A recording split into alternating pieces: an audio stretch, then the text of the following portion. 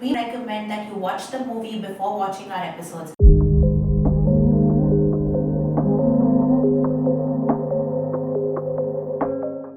Hello, cinema lovers. Welcome back to yet another perspective where we psychologically dissect one movie each month. Last month, we spoke about Naram Garam, which is a Rishita movie, a light-hearted movie where we looked at it in context to lies, creativity, and manipulation, and how we use these to control our external environment. This month, we're going to look at what happens when we turn these lies inwards to manipulate our own mind. This movie has brilliant cinematography. The music complements the storyline so perfectly. The visuals are mesmerizing, and we wouldn't expect anything less from a Martin Scorsese film. We are talking about Shutter Island. Hi Swati. Last time we spoke about lies in a different context, and this is a very different context in which lies are shown. According to you, who do you think lies are for, and what do they mean? So there are two concepts here. One, what we're doing with our conscious mind, and second, what we're doing unconsciously. So what we saw in Naram Garam was what was happening consciously. So the character was somebody who could read the room, understand everybody's personality, know what ticks whom, what would encourage whom, what will discourage whom. And he uses that empathy and knowledge in order for him to be able to work around his environment. But when we're talking about Shutter Island, the most important thing is when you're lying to yourself, it has to be unconscious. If consciously know you're lying, it stops being a lie. So the whole idea is that if the mind is dealing with any emotion of a very overwhelming magnitude or any memory of a very daunting nature, the mind then tries to keep it within the unconscious folds. So even there is a part of it that wants to come to the consciousness, it only comes as screen memories. These are all terms that Freud had used. So screen memory is just that one scene. You don't know what happened before or after. You just have these couple of glimpses or couple of sounds. Yes. So they come back to you only as those flashes and not really exactly like a story that you can make around it. So it is the unconscious mind which is the most active when we are trying to lie to ourselves. But our mind is a very brilliant piece of work that nature has created. It knows for what it needs to lie. So whenever we are trying to protect ourselves from anything very overwhelming or daunting, we create a kind of denial. We usually call it mental barriers. We make a wall. So I'm using this only as a reference. In Inception, if you remember, we talked about how Cobb created this one building in which he stored all the memories, which he tries very hard should not come back to his real life. He accesses it only in the dreams. Similarly, the brain has an automatic way of doing it. It creates these boxes in the mind, makes a few accessible, makes a few inaccessible. So you don't believe that happened. Right. So when we're lying to the world, the character of Amolji in Naram Garam, what is the purpose of that lie? The purpose of the lie here, we understand, is that Andrew Ladis is trying to run away from himself. He's trying to escape his own self. Whereas that's not the purpose of Amolji's character in Naram Garam. So do you think the purposes itself of using a similar defense mechanism are very different in both cases? Yes. So who moved my cheese kind of a thing that we are trying to see in Naram Garam. We are only trying to facilitate the growth of the characters. Here we are trying to protect or prevent. Right. So the emotion can be so overwhelming. So the concept that we use here, there are a couple of defense mechanisms at play here. One of them is denial, to just not have that memory of something having happened. But the brain is not able to be that great a mastermind that it can keep it under wraps and say, ye hua hi nahi tha. So what it does, it shifts a couple of elements there. So instead of Andrew Ladis having murdered his wife, because the wife had murdered his children, what he remembers is the Hitler story. Right. That they were there and the killing was almost vital. So he's very lost And when one person begins to shoot, he begins to shoot and you suddenly killed a score of soldiers. So the lies shifts. That's what happened. So instead of killing the wife, because she had ended up killing the children, Hitler did some bad things, and that's why those soldiers had to be killed. That lie just shifted that mechanism. So when we are talking about this unconscious denial, the denial very few times would be that there's absolute loss of memory, amnesia, but there could be shift in the story tape. Right. That is the kind of lies that ends up happening when you are trying to protect yourself. Right. Another defense mechanism used here is called splitting. Splitting means you take the same memory and split it into 4 parts and throw it in different parts of your memory. Okay, so they don't meet each other to give you a strong connection. Or you take the memory ka facts and emotion connected to that and store it in different places. Right? So if he's feeling guilty about having killed his wife, he takes the guilt away and almost makes it a value judgment, where he's feeling that Hitler jaise aadmi ko, when Hitler is trying to kill himself with a gun, he takes away the gun from there. Right. So he's done it rightfully. Right. So guilt has then shifted to rightfully having done it. So he's taken the main emotion and split it from the memory of the whole thing. So the mind creates these walls for us not to access certain parts of our brain, which could disturb us in a way that we find it difficult to recover.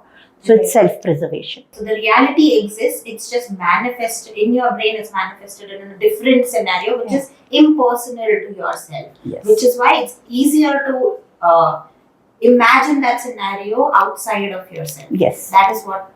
Yes. And so what happens here is, let us understand, our mind picks up small datas in every which way.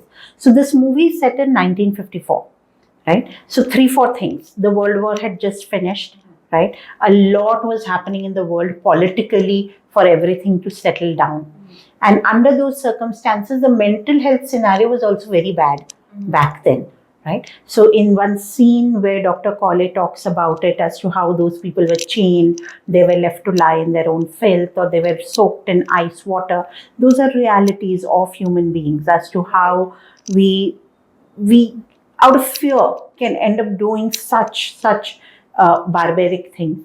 So in that particular scenario, what his mind did, Teddy Daniels' mind, or Andrew, whatever way we want to call him, what his mind did is it picked up a little bit of the political scenario. It picked up a little bit of the social circumstances of that time.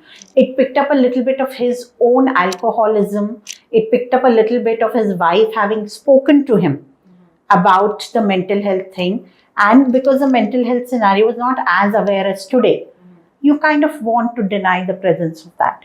So what his mind did is, instead of keeping personal things personal, political things political, social things social, he mixed up all of those events and created a newer story for his own self. Right. When you were talking about that, I was wondering, like, you know, within our political or personal scenario right now, where there is so much polarity, isn't that something what we are doing as well? Because it's so hard to face our own selves that we reflect it or mirror it on and blame the political system or the bigger systems, and there's no more like personal, social and political. Everything seems to be merged together, which is causing all the angst and the disillusionment. Would you say, like, even though the mental health scenario now is so aware, I feel like we've gone to the extreme end right now, where every human experience seems to be spoken in terms of a mental ailment, and people like to believe that, okay, you know, I can be identified as this or diagnosed as this,